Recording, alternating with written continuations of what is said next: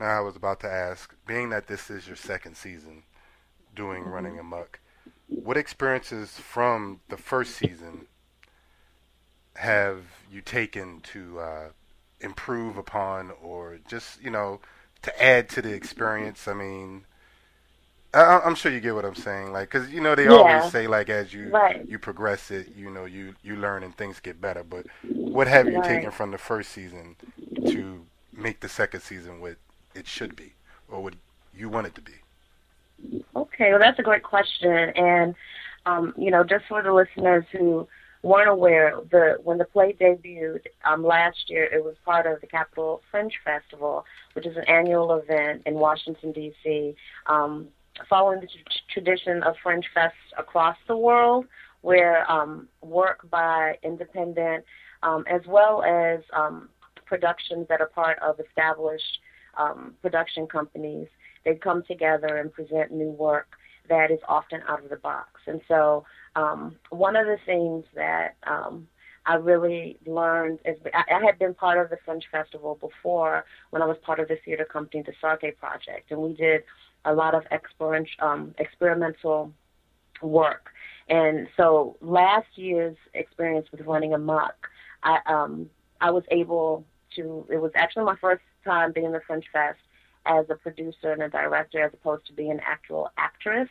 And so I had the opportunity to see my production 5 times back to back, and to really, very honestly and seriously critique it from every aspect, from timing to actual content to just the scenes and how developed they were.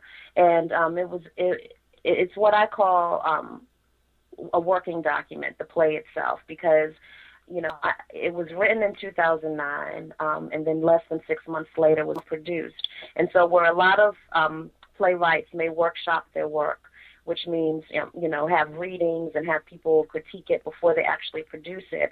All of that was really clumped together, in order to be part of the Fringe Fest. And so, taking my personal observations as well as feedback from others, I was able to really broaden a lot of areas. For instance, the character, Lynn's character, Benny, who plays the mother of the character Camille, we saw her in only one scene in the debut last year, whereas I've written in a part where she comes back in a later act.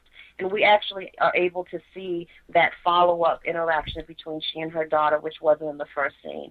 And there are other changes and nuances that the ladies kind of spoke to in terms of just a more broadening of the character, and also kind of emphasizing certain themes that I don't think were so obvious the first time around.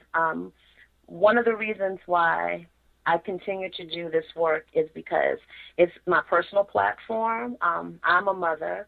I'm a mother of one child, but I'm the oldest child of 5 children. And so I was raised by a single mother. And mothering has just been a very consistent theme throughout my life. And not just the idea or the theme of mothering, but mothering in the face of so many challenges, whether it's being a single mother, whether it's being a working mother, whether it's being a mother who has these very specific dreams that may appear on surface to contradict or be in polar opposition of the idea and the act of mothering. So it's a very important piece for me. And so in that, I will always consider it a working document or a living document that can be broadened or molded to really fit the message or what it is that I'm trying to put out there for people. So I'm very happy.